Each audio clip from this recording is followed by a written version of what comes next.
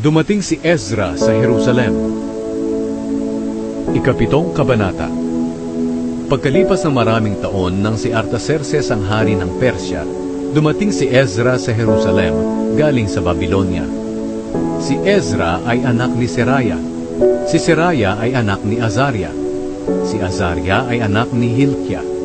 Si Hilkia ay anak ni Shallum. Si Shallum ay anak ni Zadok.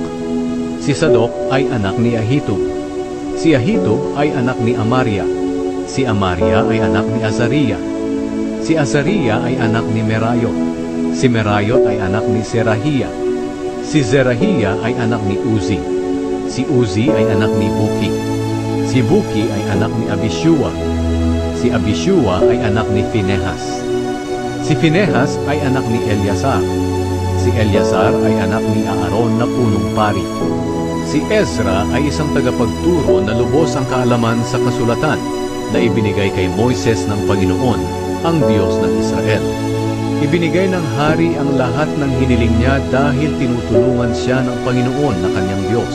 May sumama ring mga Israelita sa kanya nang bumalik siya sa Jerusalem noong ikapitong taon ng paghahari ni Artaxerxes. Kabilang sa mga sumama ay ang mga pari, mga Levita, mga awit, mga gwardya ng pintuan ng templo at mga utusan sa templo. Umalis si Ezra sa Babylonia ng unang araw ng unang buwan, at sa tulong ng Diyos, nakarating siya sa Jerusalem ng unang araw ng ikalimang buwan ng ikapitong taon ng paghahari ni Artaxerxes. Tinulungan siya ng Diyos dahil itinalagan niya ang sarili niya sa pag-aaral at pagtupad ng kautusan ng Panginoon, at sa pagtuturo ng mga tuntunin at mga utos nito sa mga Israelita. Ang sulat ni Artaxerxes kay Ezra. Ito ang nilalaman ng sulat na ibinigay ni Haring Artaxerxes kay Ezra, na pari at tagapagturo, na lubos na nakakaalam ng mga utos at mga tuntunin na ibinigay ng Panginoon sa mga taga-Israel. Ako si Haring Artaxerxes, ang hari ng mga hari. Nangungumusta ako sa iyo, Ezra, na pari at tagapagturo ng kautusan ng Diyos ng kalangitan. Iniuutos ko na kahit sino sa mga Israelita rito sa kaharian ko, pati mga pari at mga Levita, na gustong sumama sa iyo sa pagbalik sa Jerusalem, ay maaari mong isama. Inuutusan kita at ng aking 7 tagapayo na alamin mo ang mga nangyayari sa Huda at sa Jerusalem, kung talaga bang sinusunod nila ang kautusan ng iyong Diyos na lubos mong nalalaman. Inuutusan din kita na dalhin mo ang mga ginto at pilak na kusang loob kong ibinibigay at ng mga tagapayo ko sa Diyos ng Israel na nananahan sa Jerusalem.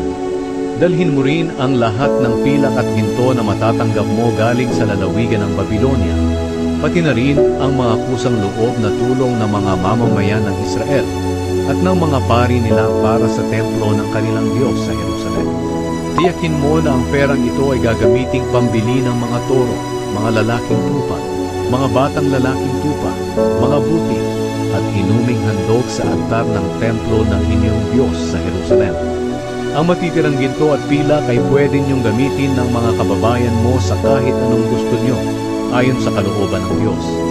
Ngunit ang mga kagamitang ipinagkatiwala sa iyo na gagamitin sa paglilingkod sa templo ng iyong Diyos, ay ibigay mong lahat sa Diyos ng Jerusalem. Kung may iba ka pang kailangan para sa templo, kumuha ka lang ng panggasto sa pondo ng kaharian. Ako si Haring Artaxerxes, ang nag-uutos sa lahat ng ingat yaman ng lalawigan sa kanluran ng Euphrates, na ibigay niyo ang anumang hilingin sa inyo ni Ezra na pari at tagapagturo ng kautusan ng Diyos ng kalangitan. Bigyan niyo siya hanggang 3,500 kilong pilak, 300 sakong trigo, 550 galong alak, 550 galong langis ng olibo, at kahit gaano kadaming asin na kinakailangan. Ibigay niyo rin ang lahat ng kinakailangan sa templo ayon sa iniutos ng Diyos ng kalangitan, sapagkat kung hindi magagalit siya sa kaharian ko at sa mga anak ko.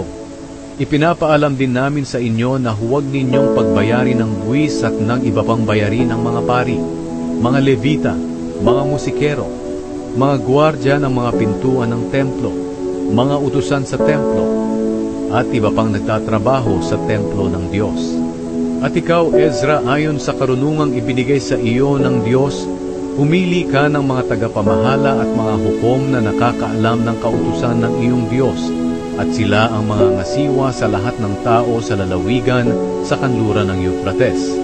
At ang mga tao na hindi nakakaalam ng kautusan ay turuan mo. Sino mang hindi tumupad sa kautusan ng iyong Diyos o kaya'y sa kautusan ng hari ay parurusahan ng kamatayan, o paaalisin sa lugar niya, o kukunin ang ari-arian niya, o ikukulong siya. Pinuri ni Ezra ang Diyos. Sinabi ni Ezra, purihin ang Panginoon, ang Diyos ng mga ninuno natin, na humipo ng puso ng hari, na parangalan niya ang templo ng Panginoon sa Jerusalem. Dahil sa kabutihan sa akin ng Panginoon, mabuti ang pagtrato sa akin ng hari at ng mga tagapayo niya, at pati na ng lahat ng makapangyarihan niyang opisyal. At dahil nga tinutulungan ako ng Panginoon na aking Diyos, nagkaroon ako ng lakas ng loob para tipunin ang mga pinuno ng Israel para sumama sa akin sa Jerusalem.